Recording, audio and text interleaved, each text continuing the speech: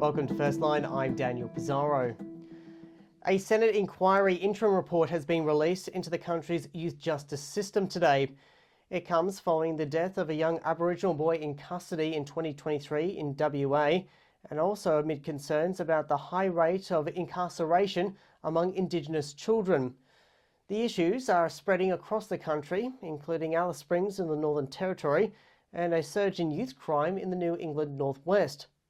Earlier today, I spoke to New South Wales Greens Senator David Shoebridge about what he thinks about the report's interim findings. Well, Senator Shoebridge, thank you very much for joining me here on Firstline. Within a matter of minutes now, you've just completed this report into youth justice systems that you managed to get enough Senate support last year to get underway.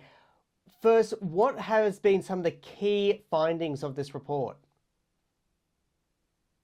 Well, I think one of the most important things about this report is it's the first time the federal parliament has really sat down and had a look at what is unquestionably a crisis in youth justice across the country. And the report, I think, sets out the evidence that we got from children's commissioners, the National Children's Commissioner, children's commissioners for each state and territory, from legal advocates, from law reformers, and from communities. And they were all saying the same thing, that the youth justice system across the country is in crisis. It is harming young and vulnerable children, and it's ultimately not making communities any safer. And I think that evidence, the unanimity of that evidence was, incredibly disturbing, but also compelling. What were some of the most stand-out points that really drove you to saying we really need to have reforms and changes in the youth justice system? Well, I've been in contact with my state and territory counterparts, for the last 3 years, doing this job as a national justice spokesperson for the Greens, and there is this incredibly disturbing pattern that has now crept into pretty much every state and territory jurisdiction. It's probably at its worst in the Northern Territory, Queensland, and WA, but it's consistent across the country, of state and territory governments deliberately crafting policies and law reform that makes the criminal justice system harsher and meaner for children than it is for adults. And those changes, very brutal changes, dealing with kids as young as 10, go directly against a whole series of national commitments that those state and territory governments have signed up to, and that the Commonwealth government is meant to be leading, about reducing the number of kids in jail, about closing the gap on First Nations justice. And, the rhetoric is going in one direction, but the reality has been going so brutally in the opposite. That is quite something to hear about, because we know, and as you know, we've recently had quite a surge in juvenile crime in the New England Northwest, and of course we're having a lot of controversies about cases happening in the Northern Territory. And then when you take into effect what's happening in the judicial system at the same time, and of course we've had Indigenous deaths in custody, we've had the various controversies surrounding what goes on in correctional centres. This is a situation that, if it's not solved, what kind of consequences could we really see? Could we see some of the worst antisocial behaviour, as well as a complete collapse in some societal ranks? Well, all the evidence about how you deal with youth offending, it all says the same thing. All the evidence that is at least based in reliable research, it says that youth offending is a function of often housing, terrible crisis in housing, and that's probably the worst in the Northern Territory, but it's chronic in many regional parts of my home state of New South Wales and across the country. You know, when you have 30 people sharing a 3-bedroom, poorly maintained house, literally sleeping in shifts, you know, it creates circumstances in which kids are not properly supervised, in which they can't engage in learning, and in which they're spending, you know, an inappropriate amount of the time literally out on the streets where they're prey to antisocial behaviour. We know that not investing in public education and not investing in programs that keep marginalised kids at school, and it can sometimes be as simple as providing breakfast and lunch. We know that not dealing with young people's health conditions, whether it's an ear infection or an eye infection, or they might have been born with a condition like FASD, fetal alcohol syndrome, and not dealing with those health conditions leads to a dislocation at school, a dislocation with society, and then can show up in youth offending. You know, all the evidence says fund those core services, fund housing, fund education, fund health, deliver those services through community-run organisations that are connected to their community, so we know the money's getting where it's needed and it's delivered in a culturally appropriate way. And you do that, and you consistently do that, and you drive youth offending rates down dramatically. We also know that there is literally a prison pipeline. Once you start feeding children into the youth detention centres, then you're almost certainly going to see this spike in adult offending over the rest of a person's life. So all the evidence says jailing is failing, but we know what the evidence says is needed to actually systemically address youth offending, but state and territory governments refuse to follow that evidence and instead are looking for like a sugar hit with radio shock jocks and the right-wing media, and suggesting that you can jail your way out of this, and you simply cannot. On that remark that you've just made, I have been speaking to quite a lot of the members of the Tamworth Indigenous community, and I know that we also face quite a lot of antisocial behaviour, crime, domestic violence, especially in certain areas like Coaldale and West Tamworth.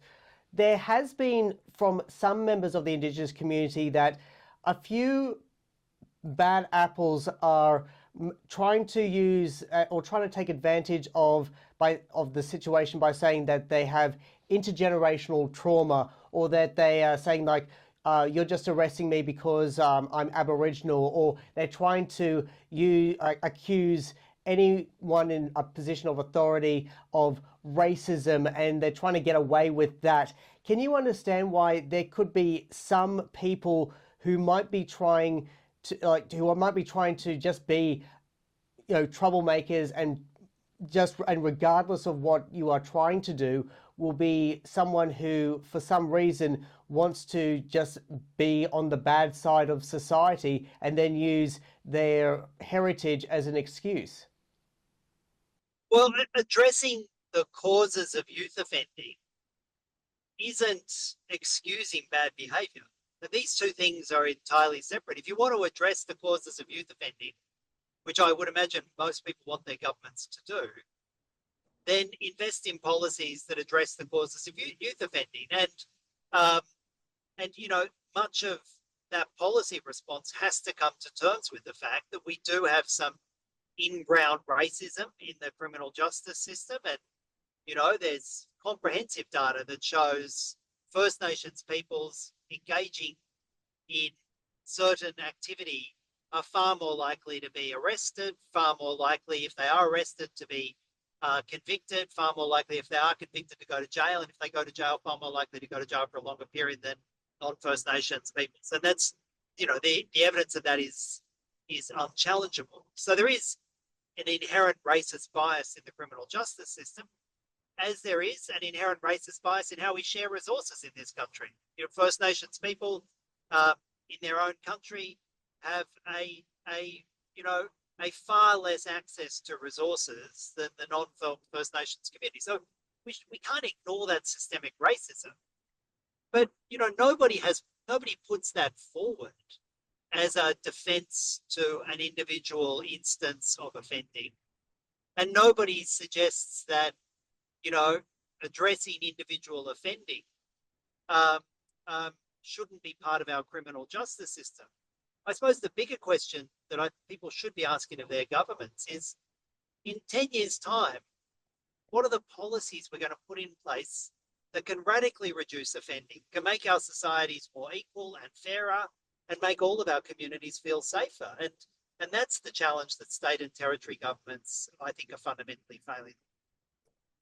We have this report out, as you've just said. What is the next step?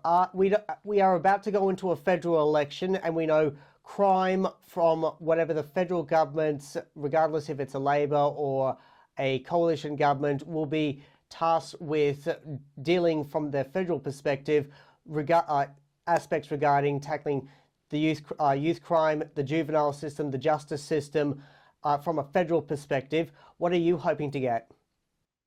Well, the principal recommendation from this inquiry, which we kicked off at the end of last year, and we've, and I give credit to the chair and the professional team in the Secretariat in the Senate who helped us get this report delivered in such a short period of time. The critical recommendation is the next Parliament needs to take this work on and have a look at whether or not the federal Parliament should be setting minimum standards to make sure that if there are child detention facilities, that they are safe, to make sure that our state and territory laws meet our international obligations to respect the rights of children, and also look at what funding agreements are required to force states and territories to deliver the policies that keep children safe and communities safe. That's what this report says in bright lights. And what I'm hoping is that as we go into a federal election, and if the issue of youth justice is brought up, that this report shows an evidence-based set of solutions that we can adopt. And it will show that the nonsense of the talk of Peter Dutton to just jail your way out of a problem, it shows that is not the answer. We know what the answers are. They are about long-term funding. They're about dealing with people's essential needs. They're about removing systemic racism out of the criminal justice system. They're not about giving people a free pass for offending behaviour. Nobody is suggesting that. But if you want a safer society, you have to start building it based on evidence. Given that you have been involved in this field for many years, one particular place I'm very interested in knowing is the situation in Alice Springs in the Northern Territory. We know that over the past couple of years, there's been everything from the previous John Howard intervention to curfews to grog bans. We have seen some violence come back in, particularly around the town camps, and areas of domestic violence being a very serious issue. From your experience and perspective, are things getting better or worse in Alice Springs, or is it still the status quo? Well, I mean, I'm not the person to pass judgment on Alice Springs. I speak to organisations like NAJA. I talk to our Greens on the ground. I talk to the advocates who are looking for alternate solutions to replace disastrous to be an expert to resolve what's happening on the ground in Alice Springs. But I'll tell you who are experts: the elders and community leaders in Alice Springs, who, if you listen, are saying, give us the resources, give us the respect, give us the powers locally to community-run, First Nations-run organisations, so they can provide the circles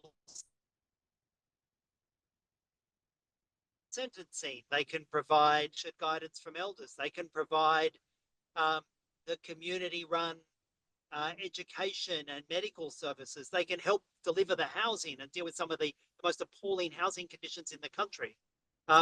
If you're looking for the solutions from Alice Springs, I'd urge you, and I'd urge state and federal governments to put in place structures and resources so that we get those solutions coming from those leaders and community groups on the ground. That's what I'm also hearing from the children's commissioners, and that's what we also heard loud and clear in this inquiry.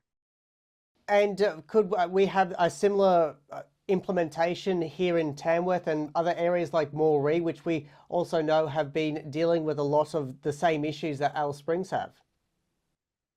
Well, we know that the laws recently passed by the New South Wales government to make it even harder for largely First Nations kids to get bail in Moree. We know they won't work. That's what the evidence tells us. We know that won't make Moree safer in the short or medium term, let alone the long term. And I've had the great fortune of speaking with some well-respected elders in the Tamworth region, and I know that they are desperately looking for the assistance from state and territory governments, from state and federal government, to be able to deliver those services locally. They want to work with their young people. They have the cultural authority to work with their young people. They want to share that cultural authority. Tens of thousands of years of structured cultural approaches, and they want to be respected and resourced. And instead, what we get from the New South Wales state government is more police, aggressive, unfair changes to the bail laws, and potentially more of those kids being taken away from those very elders and communities that, if they were resourced, could put them on the right track, into juvenile prisons that we know are a pipeline to adult jail. So, the answers will be different, but the core task of federal and state governments across the country is the same. Resource the knowledge keepers, resource the local communities, respect them, and invest in successful communities. Greens Senator David Shoebridge there.